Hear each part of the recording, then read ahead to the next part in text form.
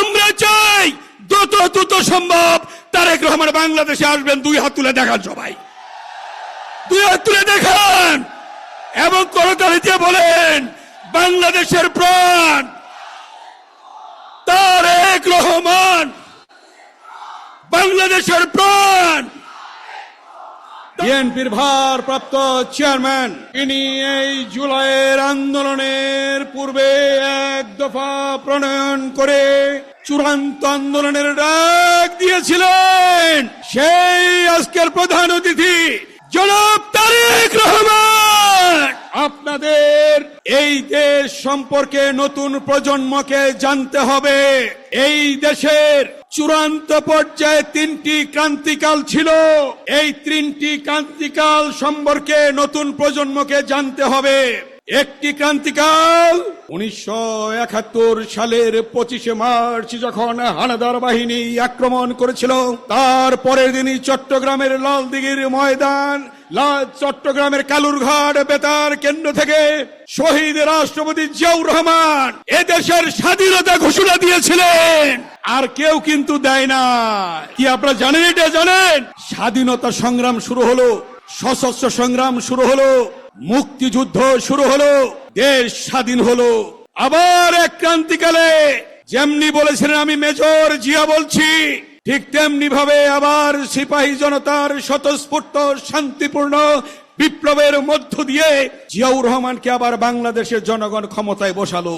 এরপরে ইতিহাস জানেন, গণতান্ত্রিক সরকারকে যখন হটিয়ে যখন স্বৈর শাসকের সাথ ক্ষমতা দখল করে গণতন্ত্র হত্যা করে, তখন এই বাংলাদেশে প্রথম ঘর থেকে বেরিয়েছিলেন শহীদ রাষ্ট্রপতি জিয়াউর রহমান উত্তরসূরি দেশনেত্রী বেগম খালেদা জিয়া।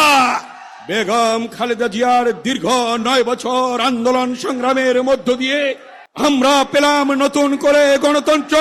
সেই গণতন্ত্র পাওয়ার পিছনে আপনারা দেখেছেন এই সর্বদলীয় ছাত্রকে যখন গঠন হয় 90-এ, এই জায়গায় প্রথম আমাদের উপর আক্রমণ করে এবং এর পরবর্তী সমাবেশ ছিল প্রেস ক্লাবে।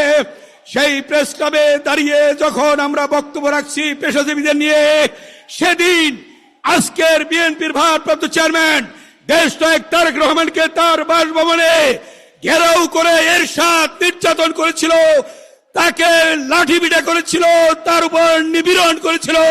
এখনো তারেক রহমানের পিঠে দেখবেন 11টি কালো দাগ আছে। তারেক রহমান সেদিনও কিন্তু আন্দোলনের কর্মসূচিতে অংশগ্রহণ করেছেন 90-এ। তার পরবর্তী ইতিহাস জানেন? তার পরবর্তী ইতিহাস দীর্ঘ 16টি বছরে প্রায় 1 দশক দেশনায়ক তারেক রহমান আন্দোলনের কর্মসূচি ঘোষণা করেছেন।